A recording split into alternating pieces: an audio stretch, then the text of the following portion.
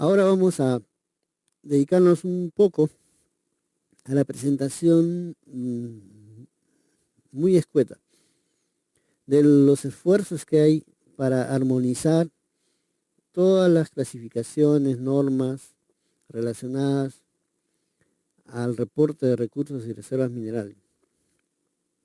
En realidad han aparecido una serie de códigos internacionales.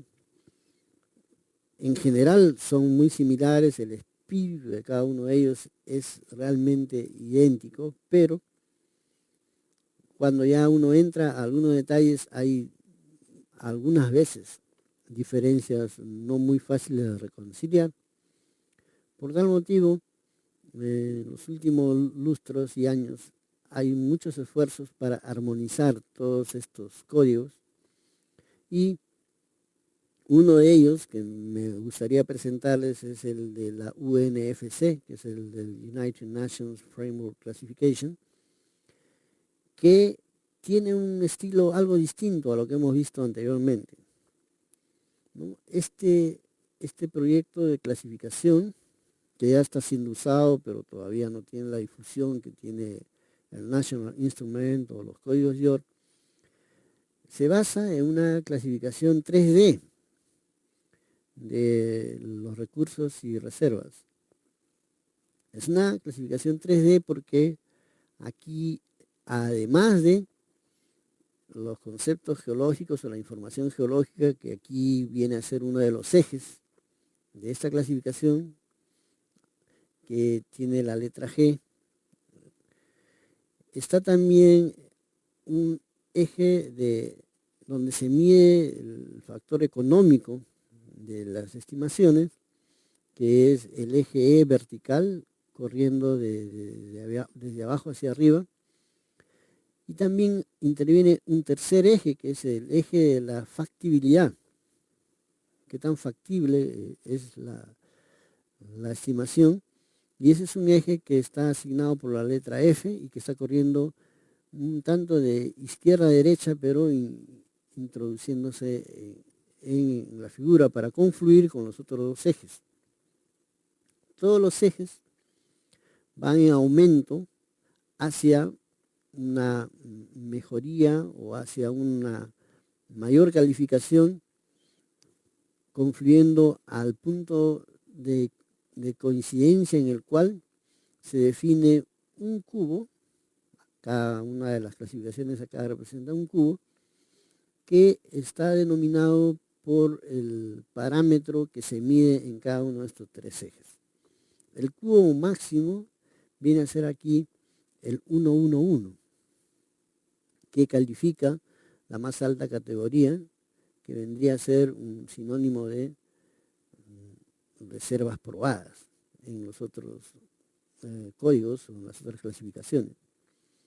Entonces, la ventaja de este sistema es que, además de la información geológica, que es fundamental, y de los criterios de entorno, aquí estos, de alguna manera, se subdividen en el eje de factibilidad, que mide si tenemos o no un estudio geológico solamente, o de repente conceptual, o si tenemos un estudio de prefactibilidad, eso lo estamos viendo en la figura de la derecha, o si ya tenemos un estudio de factibilidad y un estudio de ingeniería que están contenidos en un reporte de minado. Tenemos ya toda una estrategia de minado, un tipo de explotación definido y calificado con todos los factores de riesgo y con costos y todo lo demás.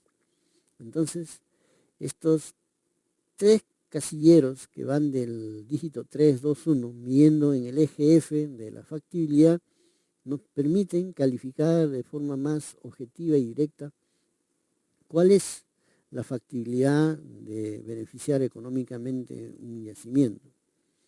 Por el lado del conocimiento geológico, este se mide en 4 niveles. Uno puede tener solamente a la mano un reconocimiento geológico, una visita de campo con un muestreo selectivo, ¿no? O haber realizado solamente un muestreo de repente sistemático, pero todavía preliminar. Entonces, esto se puede calificar como un valor de 4 en la dirección del eje G de conocimiento geológico. Podríamos tener ya un nivel de prospección y tendríamos que calificarlo con un nivel 3, o de repente ya estamos realizando un ejercicio de exploración más sistemático, con mayor inversión y mucho más taladros, y además acompañado de un conocimiento geológico de mapeo, de logueo y también de geofísica y mucha otra información adicional, y estaríamos gradando al casillero 2. Finalmente, cuando la exploración ya ha sido detallada a una densidad apropiada, hemos tenido talados de relleno solicitados por el geoestadístico o el geólogo de estimación, el que realiza la decisión de cuánto es necesario perforar todavía. Ya todo eso ha sido atendido y estamos en el casillero máximo de información geológica, que es calificado con el número 1. De la misma manera, ustedes ven que en el eje de economía se está moviendo desde asumir un valor económico intrínseco al yacimiento que nos pone en una calificación de casillero 3, pasaríamos a una categoría superior donde ya la estimación económica ya es potencial y la hemos verificado de alguna manera sin que sea del todo segura, donde hay todavía un nivel de riesgo y un error involucrado. Sin embargo, cuando ya nosotros hemos definido que los costos aplicados al procedimiento de minado que ha sido seleccionado a nivel del estudio que se haya realizado y con todo el conocimiento geológico que podemos manejar, ya tenemos una definición clara de que el yacimiento no va a generar un beneficio y que las pruebas metalúrgicas han dado, digamos, una información de una buena recuperación o una recuperación económica, metalúrgica de las menas. Entonces, este nivel de conocimiento calificado como 1 nos lleva al tope máximo de este eje donde se evalúa el factor económico. Noten nada más que en el caso de la factibilidad tenemos 3 niveles, en el caso del factor económico también 3, pero en el caso del conocimiento geológico tenemos 4 casilleros. Entonces, tendríamos 3 por 4, 12, por 3, 36 tipos que permite clasificar esta metodología del UNFC, que a mí me parece bastante apropiada y de repente un poco más amplia y con mayores posibilidades de manejar más variables, y también en este caso la única dificultad sería que es una clasificación 3D, pero no creo que sea muy difícil de manejar. En todo caso, los invito a leer el trabajo de McKay en el año 2008, que está en las referencias, si quieren conocer algo más de esta propuesta de la United Nations Framework Classification, que se conoce como UNFC. La UNFC tiene unos códigos muy interesantes que aquí yo en esta presentación los pongo para que vean que se manejan en forma muy similar a lo que ya hemos conocido. Aquí estamos teniendo la clasificación, los 3 dígitos que ven acá corresponden a las 3 variables. Aquí lo indico en el lado superior izquierdo. G viene del eje geológico, F del eje de factibilidad y E del factor económico. Entonces, ya dije que 111 es el tope máximo, que corresponde justo también a la máxima clasificación como es reservas probadas que se manejan en los otros códigos. En cambio, tenemos la ventaja de que para reservas probables estamos con la posibilidad de tener 2 tipos, 121 y 122.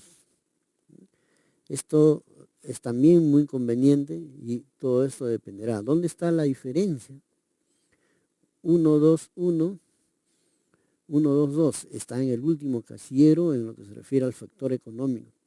Entonces, dependerá de la factibilidad económica específicamente, que tiene que ver con costos, con precios y con la rentabilidad que va a tener el ejercicio de la explotación minera para tener una clasificación o la otra.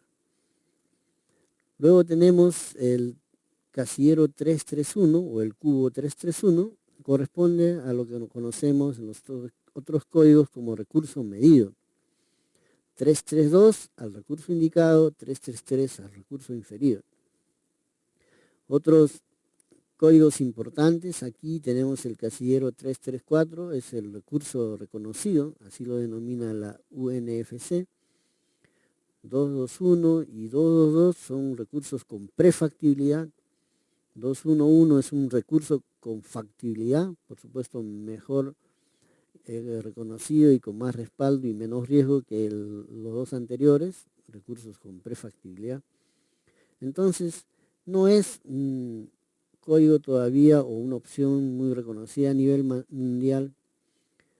Sin embargo, tiene sus ventajas y desventajas que cada quien de ustedes podrá evaluar y considerar. Dejemos que los años que vienen nos permitan ver qué tanto se mete en la clasificación propuesta también por otros códigos. Solamente para que no olviden que finalmente, por un lado o por el otro, hay coincidencia en la clasificación final que se debe hacer de recursos y reservas, y por ese motivo esta presentación gráfica que yo pongo acá deberíamos tenerla siempre a la mano para no olvidar que cómo se están relacionando cada uno de los recursos y reservas y cómo es que tenemos que batallar para pasar de una clasificación a la otra. Solamente como un ejemplo, quiero mostrar cómo es que se manejan estos conceptos en el caso de una estructura tabular, una beta, por ejemplo.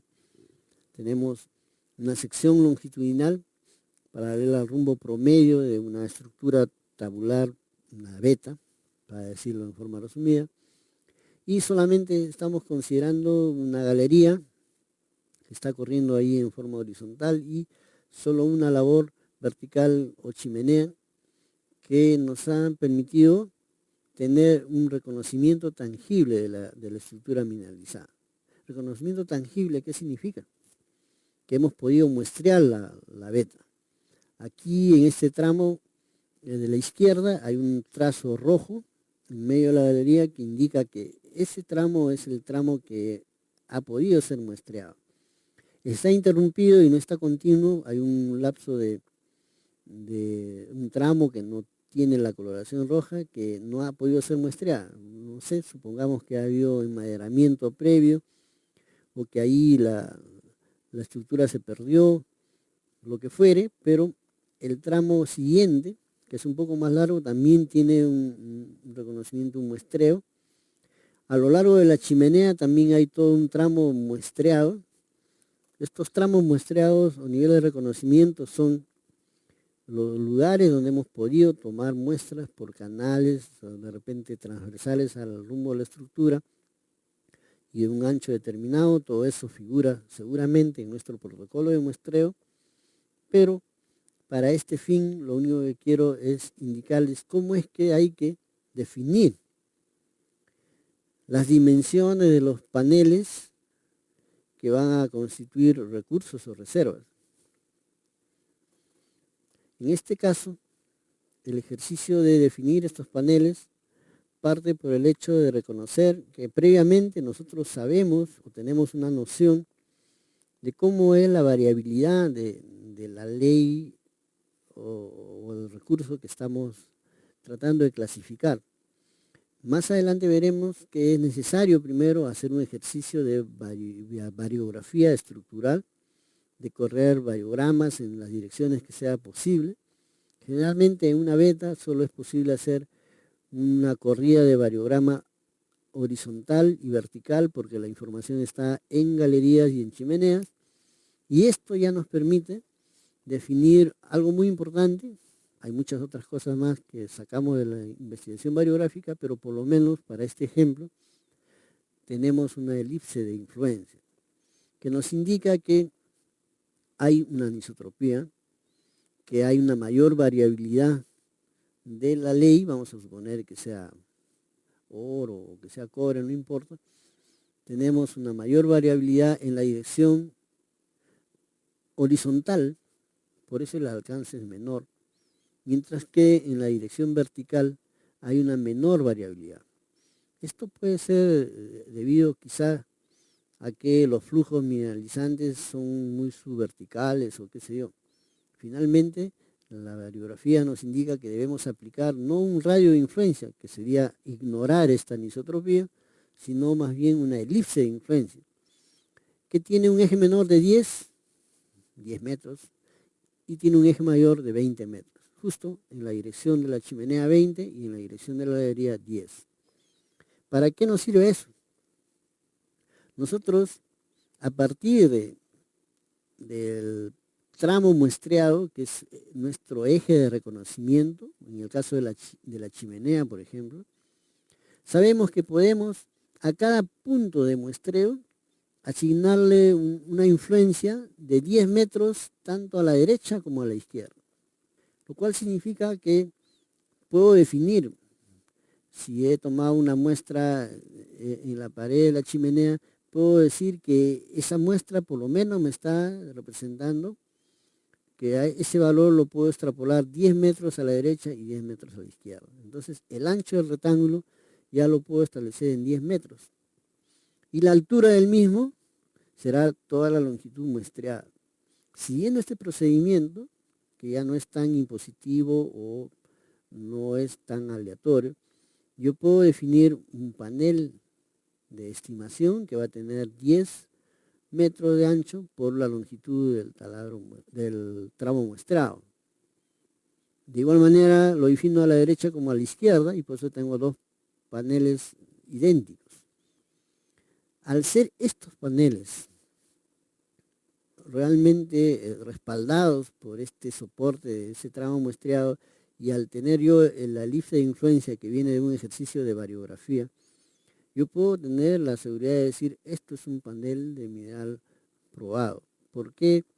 Vamos a ver a continuación, se diferencia de ser probable, pero sigamos viendo el caso de los otros paneles. Tenemos también el panel rectangular menor que está en la parte intermedia, donde como se terminó el tramo muestreado no podemos hacerle una asignación de ancho mayor, queda en ese ancho, pero la altura la mido a partir del tramo muestreado y tengo en este caso 20 metros. Me puedo mover 20 metros de altura y definir ese panel rectangular subsiguiente. El mismo ejercicio lo hago en el panel que está más al lado izquierdo, en la parte superior, que también me da el ancho, el tramo muestreado, pero el alto lo saco de la elipsoide de influencia que dice 20 metros y mi panel va a tener 20 metros por el ancho del tramo muestreado. Exactamente igual que el panel inferior, ¿no?, que es el mismo tramo muestreado que lo está refrendando.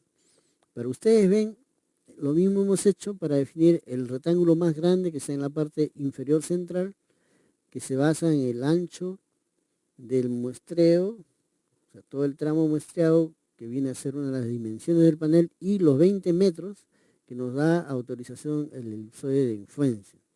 Pero luego de haber definido estos 6 paneles, ¿cómo es que diferenciamos probados de probables?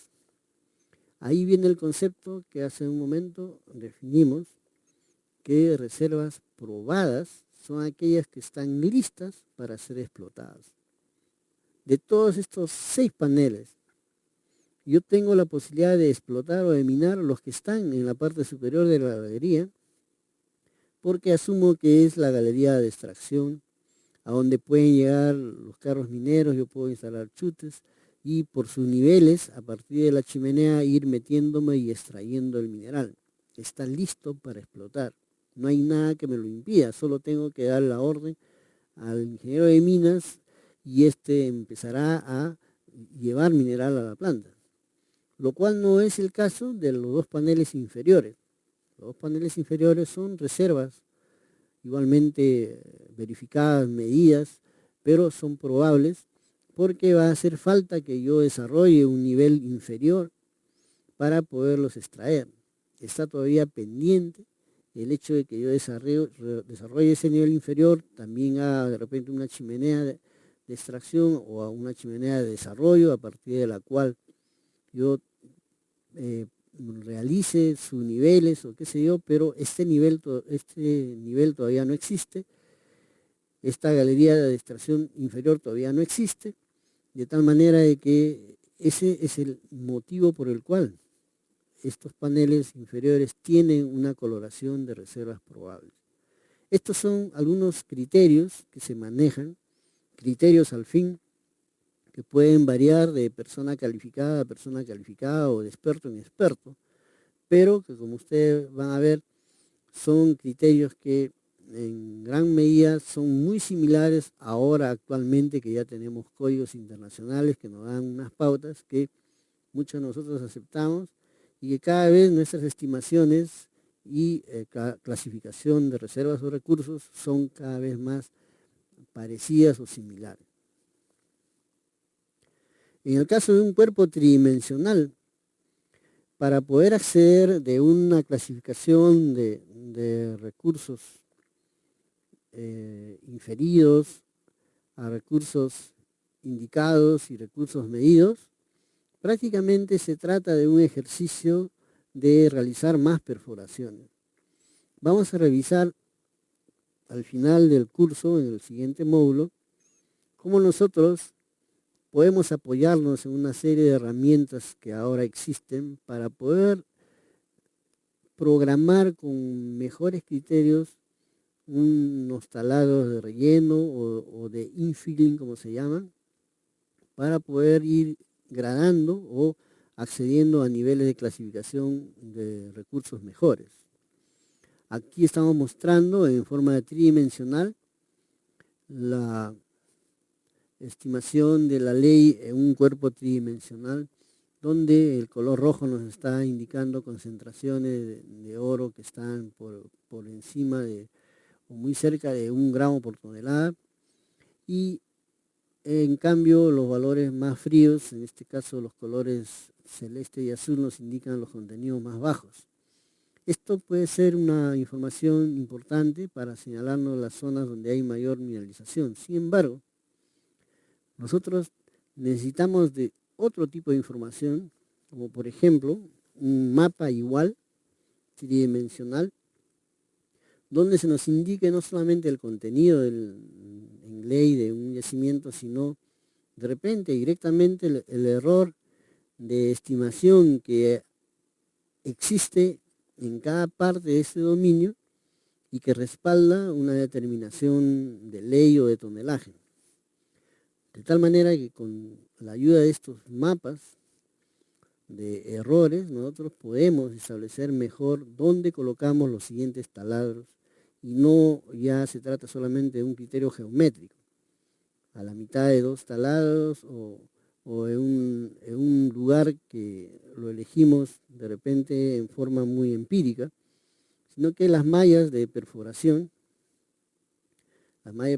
que aquí las estamos poniendo muy regulares y están en trazos blancos, nos indicarán justo la conveniencia de colocar los nuevos taladros o los taladros de relleno en aquellas zonas donde tenemos acá los valores más altos de error, que son justamente las zonas pardas, rojas, que van gradando a naranjas, y este plano nos indica que donde tenemos los valores más fríos es donde tenemos menos error, más información, menos riesgo de equivocarnos, mayor confiabilidad, y entonces el ejercicio de planificar talados de relleno con esta información que lo brinda la geoestadística es un ejercicio más sustentado. Entonces, en realidad hay muchos caminos, cada quien tiene su camino y su forma de llegar a clasificar mayores niveles de confianza y acceder a recursos de mayor confianza, pasar de inferidos a medidos o a indicados. Cada quien plantea sus métodos, existe una gama de alternativas para hacerlo y será la persona calificada quien con su rúbrica ascienda y firme o dé el visto bueno para decir sí, ha sido correctamente clasificado y yo con mi firma lo respaldo. Solo para finalizar esta presentación de normas internacionales, es bueno tener, digamos, una pauta, cuáles son las buenas prácticas al momento de hacer reportes técnico-económicos, que involucran recursos, reservas o reportes de exploración. Es muy importante, atendiendo a estas buenas prácticas, a describir siempre el estilo y la naturaleza de la mineralización. Esto no debe ser solamente un título, sino de tener un buen párrafo donde nosotros indiquemos claramente cuál es el tipo de la mineralización, cuál es la clasificación mineralógica de este yacimiento y si es de gran volumen, baja ley, si es de alta, baja saturación, si tiene algunas complicaciones adicionales, si es un scar amplio, pequeño, endo, exoscar o de los dos, si es una veta potente, delgada o un conjunto de vetillas o es una intersección de estructuras o lo que fuera, debe ser claramente establecido como una información básica inicial para que no haya mayor duda. Por supuesto, la clasificación de un yacimiento también siempre es un tema de discusión. Por eso es que debemos hacer un esfuerzo por utilizar no etiquetas o nombres, sino además un párrafo en el cual cualquier persona de cualquier lugar del planeta puede entender qué es lo que tenemos como motivo o materia de denominación cuando hablamos de un yacimiento, indicando su estilo y su naturaleza en cuanto a geología, mineralización, tectónica, etc. Algo muy importante para rubricar esto es presentar un mapeo geológico, secciones geológicas, toda la ayuda necesaria o una visualización 3D de lo que es el reconocimiento geológico a nivel de mapeo y si desean adicionar un modelo geológico. También es una buena práctica y yo diría que muy importante incluir protocolos de muestreo. El incluir los protocolos de muestreo permite a la contraparte revisar cómo es que hemos realizado nosotros la gestión del muestreo, la selección del tipo de muestreo, cuántos kilos hemos tomado, por qué hemos tomado la decisión de sacar muestras cada metro, cada 2 metros, cada 5 metros. Tiene que estar también el detalle de cómo preparamos las muestras y cómo es que seleccionamos los diferentes incrementos que constituyen una muestra, ¿no? Si es que hablamos de testigo de perforación, no tenemos que obviar el indicar qué diámetro tiene este testigo, la recuperación, no tenemos que dejar de indicar cuál ha sido el método para seccionarlo, ya sea en la mitad o en cuartos de testigo, quién ha sido el que ha indicado por dónde se hace el corte, se indicó, no se indicó.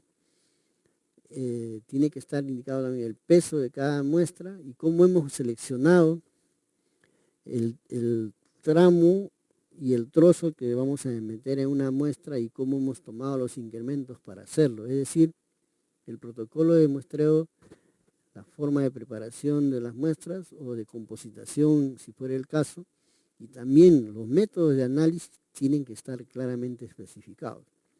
No es lo mismo reportar resultados de oro analizados por absorción atómica que hechos por una fusión previa, ¿no? Que es el método que usualmente es recomendable porque utiliza 50 o 30 gramos en la preparación. Entonces, el método de análisis es importante. Indicar si ha sido por ICP de masas, ICP óptico o combinación de ambos, o se ha hecho por generación de hidruros o lo que fuere. Cada uno de los diferentes tipos de métodos de análisis también nos entregan resultados diferentes.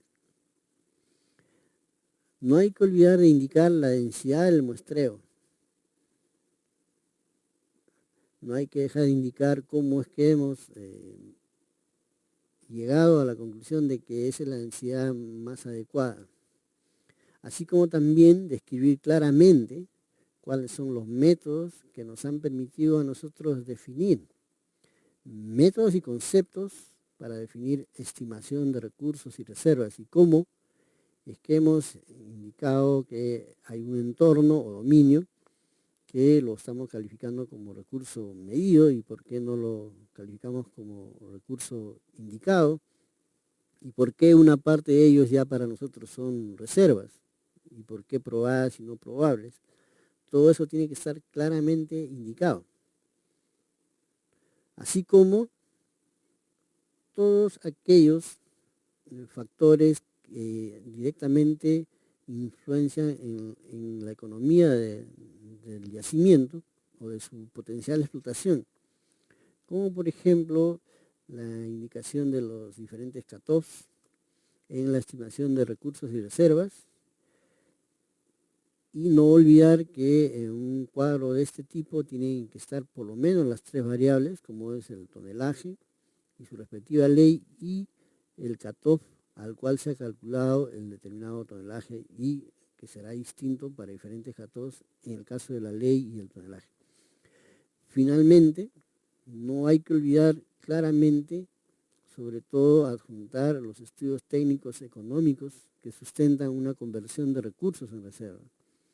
O sea, la conversión de recursos en reservas o de recursos medidos a reservas probadas o de probables a probadas, tiene que estar respaldado por un estudio técnico económico.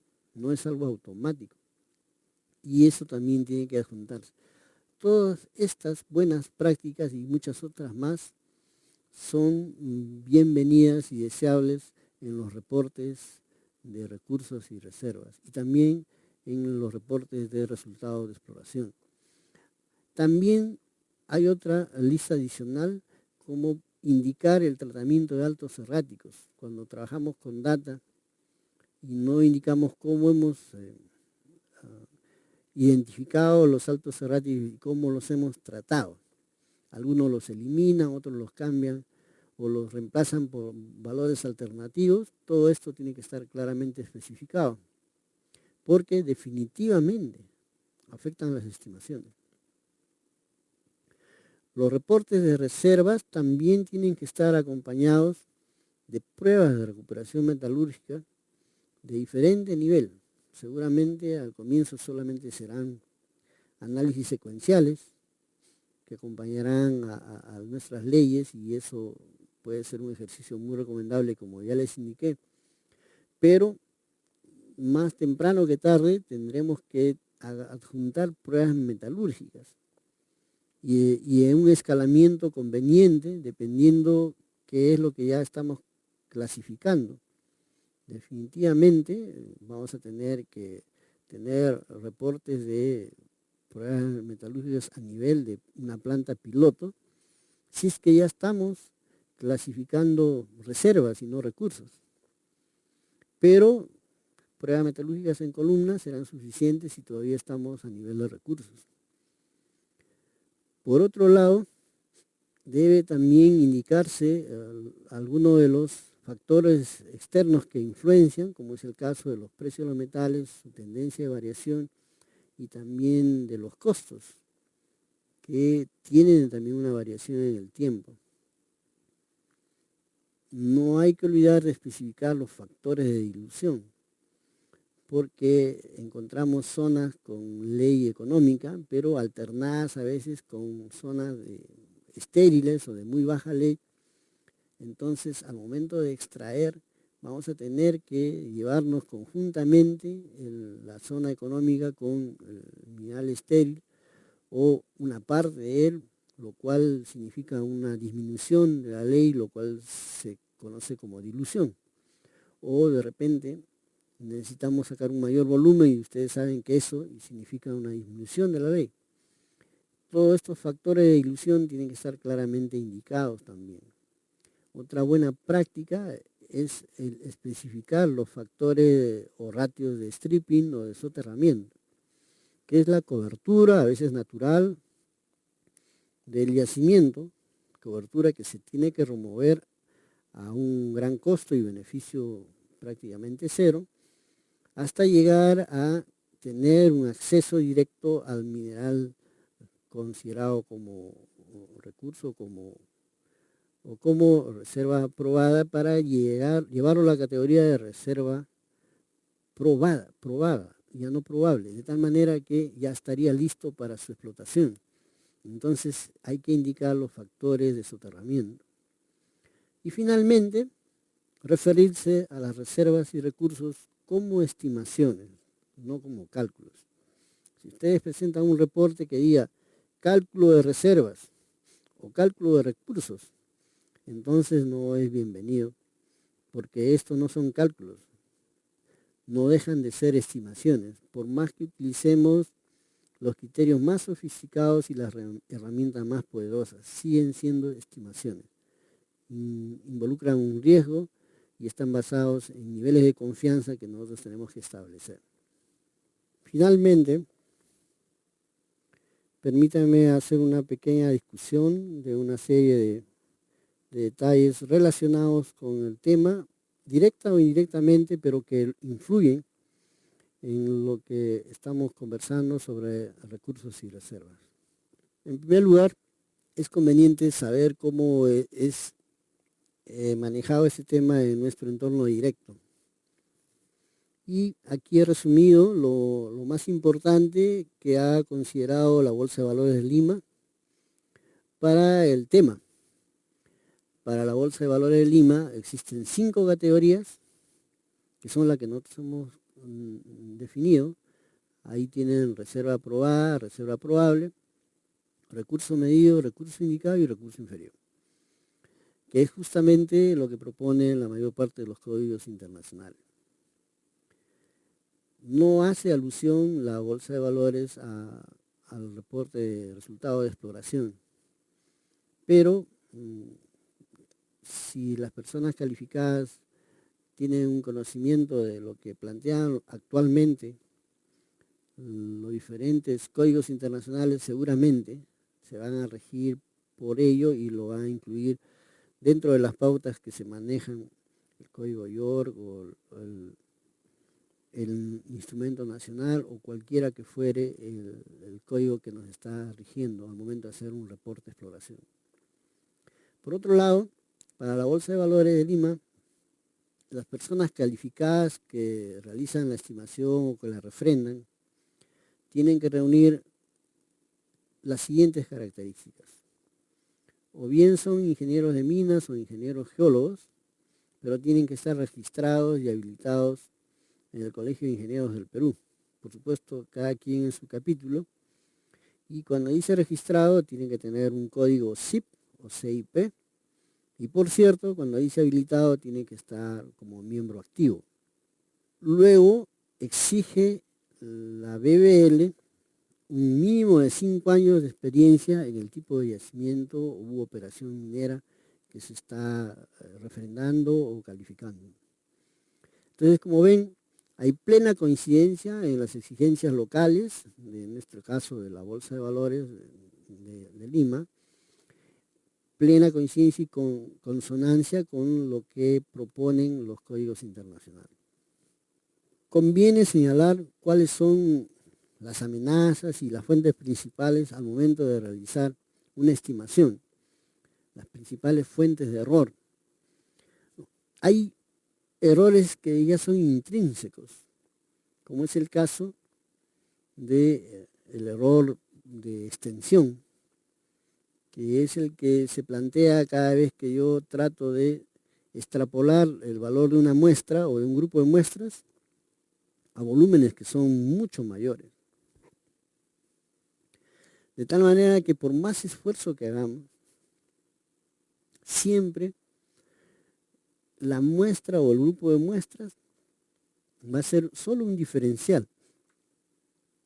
Por eso lo coloco aquí en la figura superior derecha como un diferencial de B comparado con los volúmenes a los cuales le asigno ese valor, puede ser ley, densidad, lo que fuera. Esto involucra un error que se llama un error de extensión o de estimación, que lo vamos a tratar en el módulo siguiente, con toda la atención que merece. Pero este es un error intrínseco al que estamos sujetos todos los que hacemos un ejercicio de estimación. La cuantificación de este error y otros, que vamos a conocerlos a lo largo del siguiente módulo, así como el riesgo y la incertidumbre involucrada, solo es posible manejarlas adecuadamente con el apoyo de la geoestadística. Es por eso que la segunda parte de este curso es una presentación muy general, pero bastante amplia de la geoestadística y sus principales herramientas. Todo ello enfocado a continuar con los conceptos que estamos manejando acá y de conseguir las mejores herramientas para poder realizar estas estimaciones y muchas otras aplicaciones.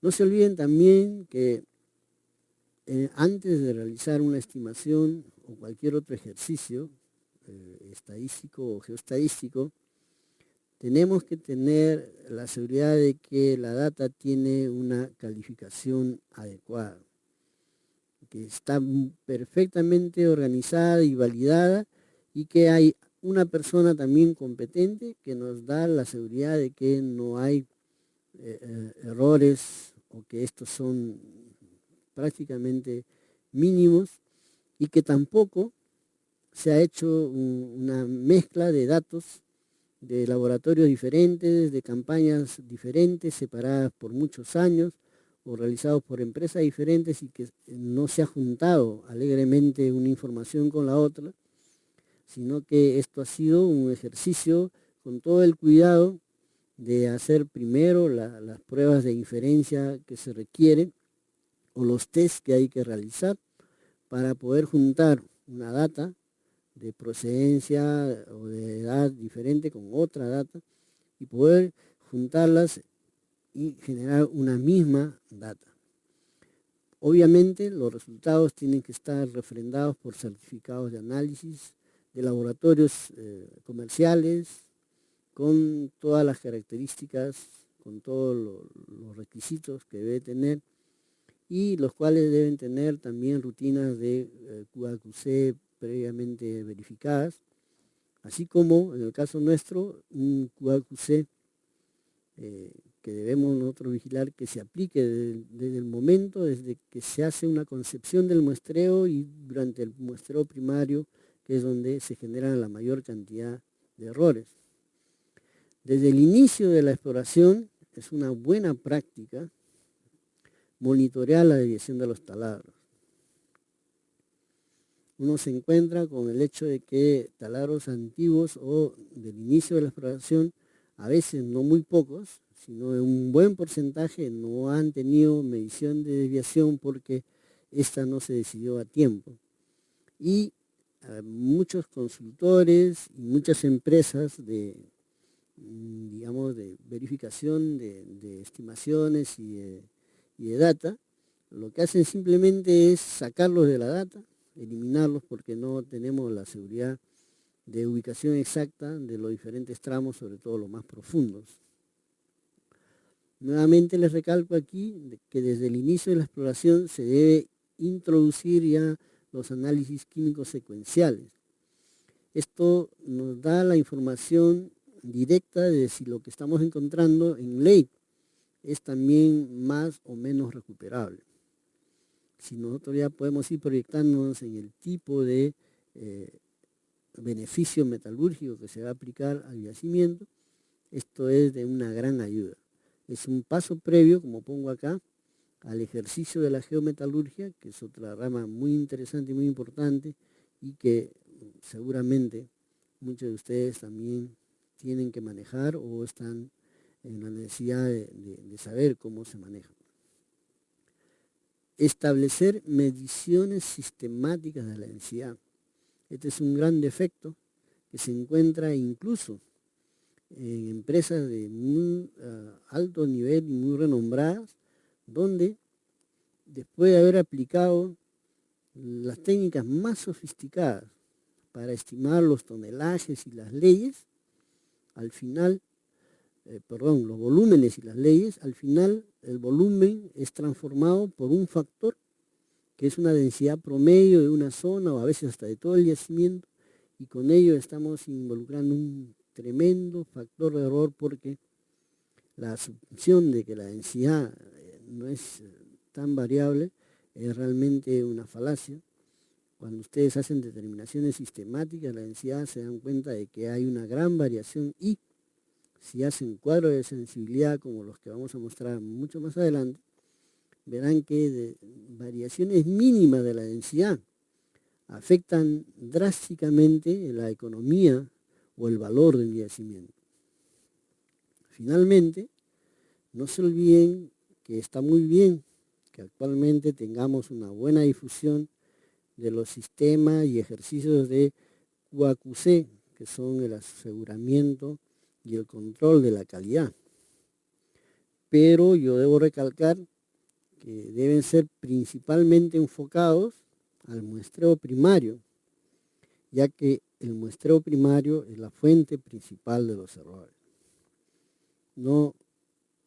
Que no sea el ejercicio actual, que el QAQC está principalmente enfocado al análisis químico y a su fase previa de preparación mecánica de las muestras. Esto lo estoy mostrando en este cuadro. Hay autores de renombre como Pierre G., François Bungarçon y Pasky, que son los que me han permitido construir este cuadro, en donde estoy mostrando la estructura general de los errores de muestreo.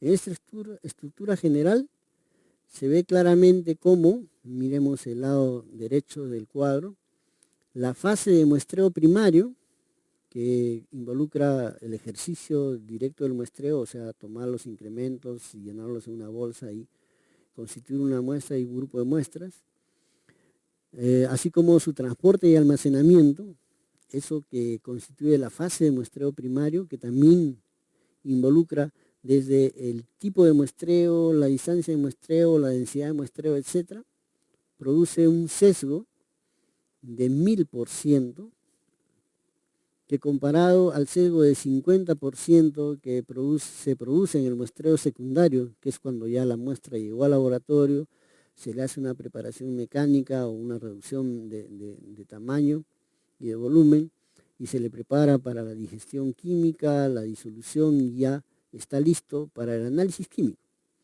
El ejercicio del análisis químico en sí solo tiene un sesgo de 0.1 a 1, según Pierre.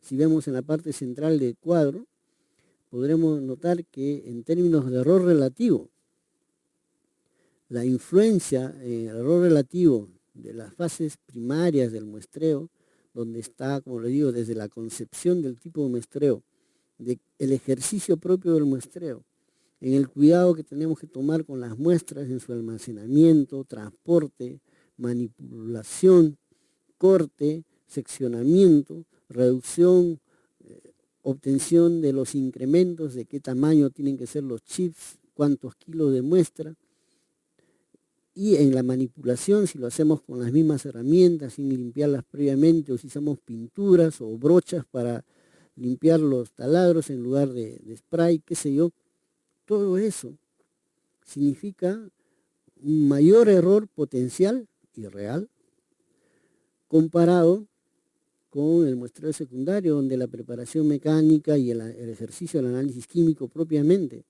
nos suman pocos dígitos al error global.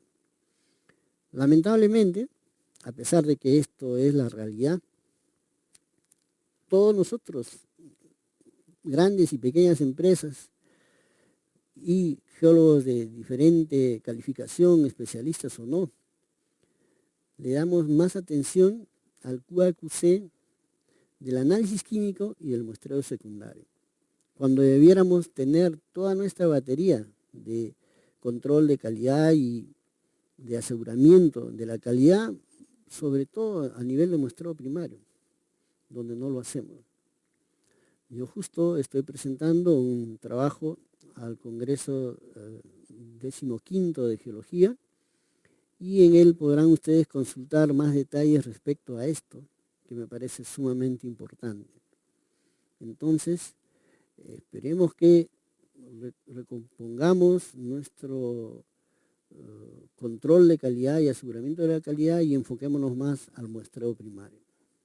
También es pertinente a estas alturas que miremos un poco a una nueva especialidad que ha surgido y en la cual somos referentes a nivel no solamente latinoamericano, sino mundial, que es la geometalurgia. Y lo digo así porque acá en el país tenemos el mejor laboratorio de análisis mineralógico sistemático en un yacimiento o en una operación minera. Es el mejor laboratorio a nivel de ninguna operación minera en el mundo lo tiene como lo tiene Cerro Verde.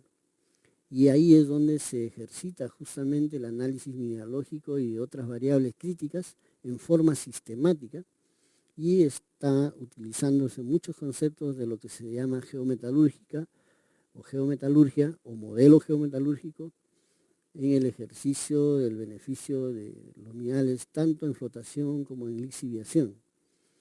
Entonces lo que yo quiero mostrarles a ustedes es la importancia de seleccionar aquellas variables críticas y también modelarlas y procesarlas tal como se hace con las leyes. Ustedes están viendo el típico modelo geológico de bloques, donde el yacimiento ha sido dividido en bloques, pueden ser de 10 por 10, de 20 por 20, de 2 por 2 metros. Lo importante es que aquí en este tipo de modelamiento, la base de datos original es una que tiene la estructura que ustedes están viendo al lado izquierdo, sumamente esquematizada, por cierto. Pero básicamente tenemos las tres coordenadas, este, norte y cota, que nos permiten ubicar exactamente dónde está cada uno de estos paneles, y en cada bloque tenemos asignado una ley, en este caso estoy utilizando el porcentaje de zinc, y en un modelo de base geológica tradicional, además de la ley, se indica el tipo de alteración, ya sea por un signo que indica que es muy alta, muy baja o muy débil, o con dígitos como está indicado acá, y también con códigos el tipo de litología para indicar si estamos en un pórfido o si se trata de un esquisto o escaliza o lo que fuere. Esto es básicamente la estructura de una base de datos geológica tradicional que sustenta y que es la base para poder constituir el modelo geológico de bloques que ustedes ven acá. Si nosotros ampliamos uno de estos bloques y vemos qué tipo de información se consigna, es justamente lo que están viendo en este cuadro. Litología, tipo de alteración, ley o leyes, si son más de uno, los minerales económicos, y punto. Algunas veces se incluye también RQD o cualquier otra variable geotécnica estimada, pero no pasa de eso.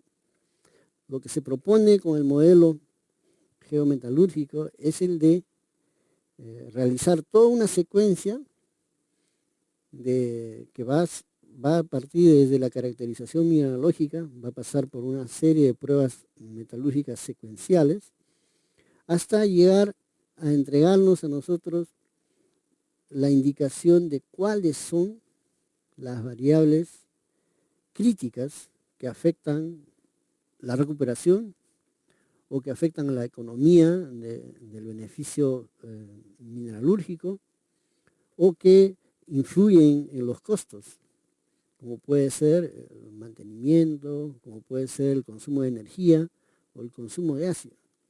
Entonces, eso es lo que realmente se tiene que añadir a un modelo geológico para que se transforme en un modelo geometalúrgico. Aquí ustedes ven ya en negro que no debe faltar la determinación de calidad de la roca, si está muy fragmentada o muy maciza. Estamos incluyendo variables como el porcentaje de arcillas, porque generalmente las arcillas influyen no solamente en la recuperación, sino que también en el flujo de mineral o throughput. Hay minerales que pueden ser críticos, como el caso de la siderita que pongo acá, o pirofilita si fuera un yacimiento de molibdeno. La granulometría también, de repente la mena es muy fina y su metalurgia va a ser muy complicada.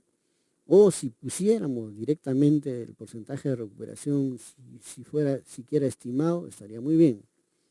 Entonces, todas estas nuevas variables deben estar ya en una base de datos, ya no será geológica tradicional, sino será una base de datos geometalúrgica. Este es solo un ejemplo. No quiere decir que estas variables estarán en todas las datas geometalúrgicas, sino dependerá del tipo de yacimiento, de la operación y de las pruebas que nos han indicado. Estos son los minerales o los parámetros críticos que debemos monitorear y conocer y modelar, tal como se modelan las leyes. Entonces ustedes ven que se han añadido, además de la columna de las leyes, de la alteración, litología, que es lo que generalmente tiene un modelo geológico, estamos colocando, por ejemplo, MPa, que son megapascales. Acá, ¿qué significan estos valores? Que nos hemos preocupado de medir en cada caso la resistencia mecánica de la roca.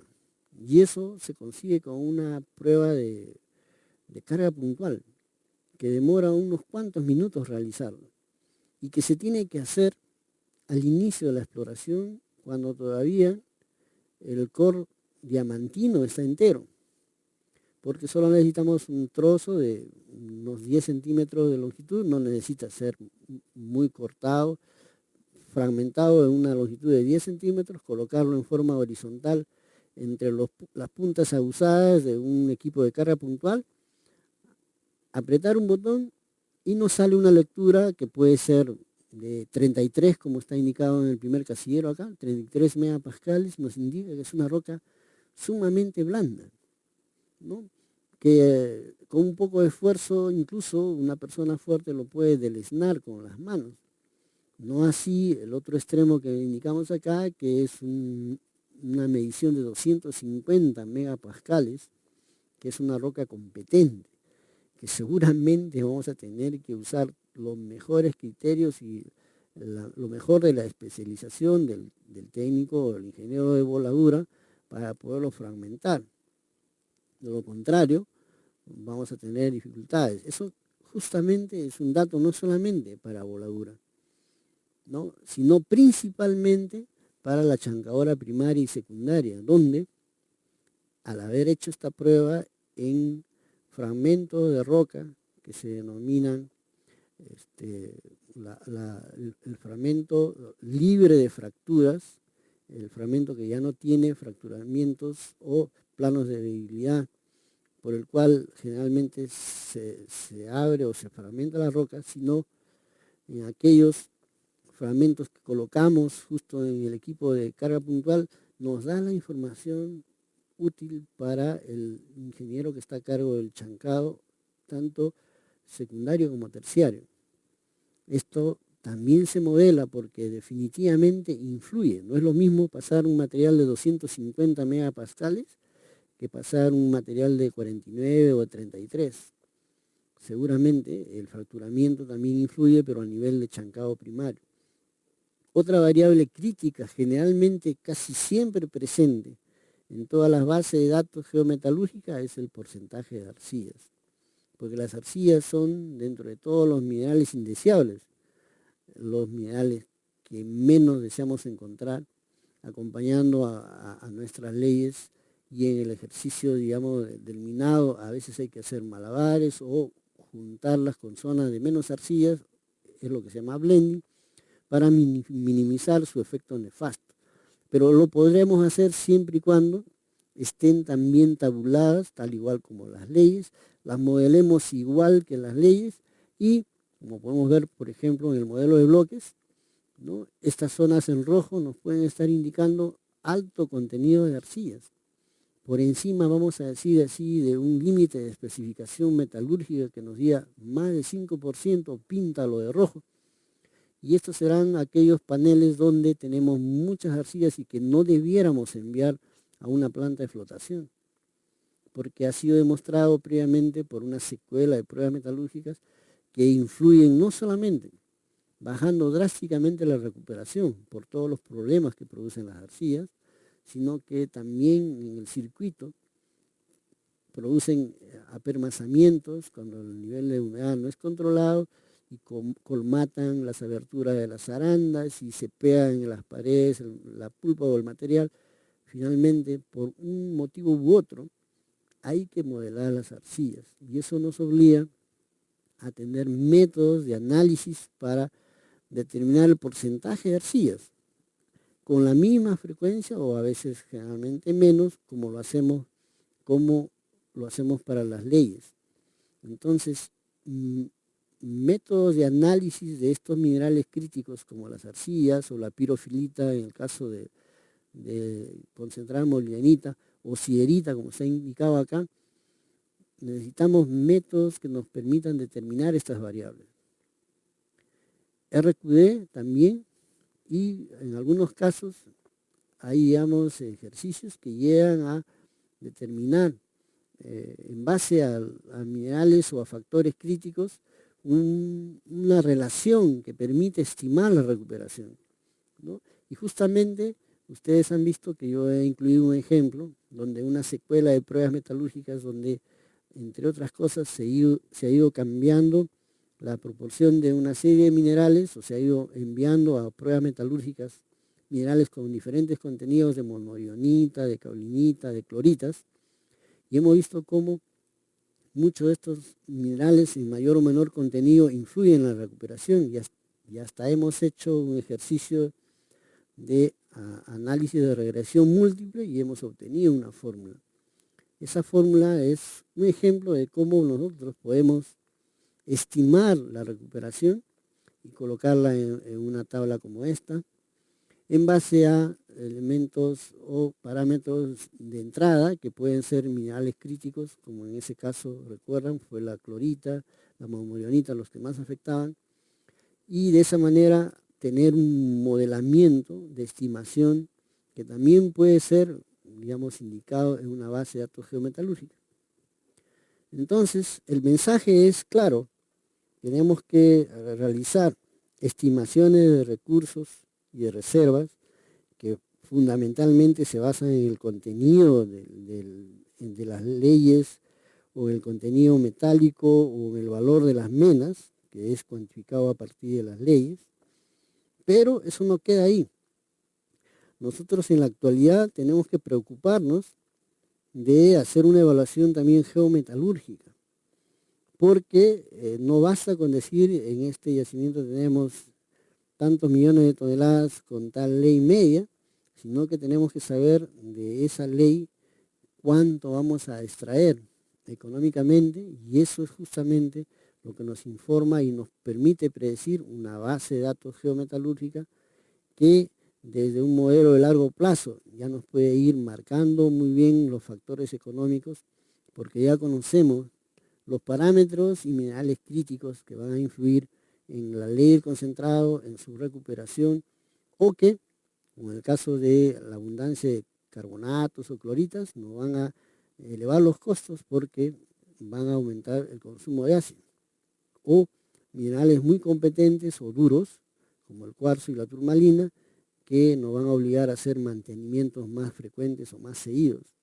Entonces, se necesita un enfoque sistémico de todas estas variables y no quisiera dejar pasar esta oportunidad, y lo estoy haciendo para indicarles que el ejercicio de clasificar recursos y reservas, sobre todo cuando ya estamos a nivel de reservas, y vamos a decir, son probadas, también pasa por ver si realmente hemos probado su factibilidad de recuperación, su factibilidad metalúrgica.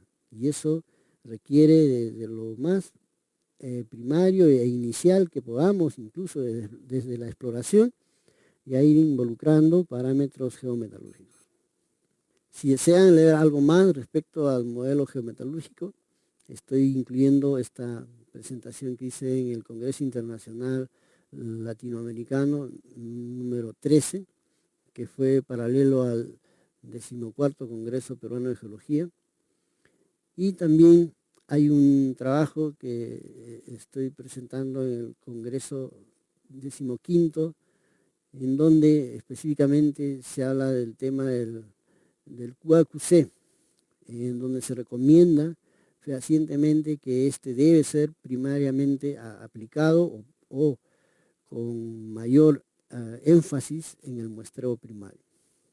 También, si ustedes necesitan ampliar un poco más respecto a los esfuerzos que se están haciendo para armonizar los diferentes tipos de clasificación y reporte de minerales, tanto recursos como reservas, en general armonizar los diferentes protocolos internacionales o normas internacionales, es muy bueno el trabajo de McKay, Lambert y Miss Kelly del año 2008. Así como también creo que es interesante revisar cómo ya en el año 1980 el Geological Survey de Estados Unidos, en su circular 831, marca la pauta de cómo se debe realizar una clasificación profesional y aceptable de recursos y reservas. Este, creo yo, es la línea de base. Y esto, como ven por la fecha, es anterior a los incidentes internacionales que catalizaron la aparición de todas las normas que ahora conocemos. Ya en ese tiempo, los que trabajamos en geología económica, nos regíamos por este trabajo y otros similares que se presentaron, sobre todo muy bien resumidos en este circular 831, famoso del Geological Survey. Les recomiendo su lectura también.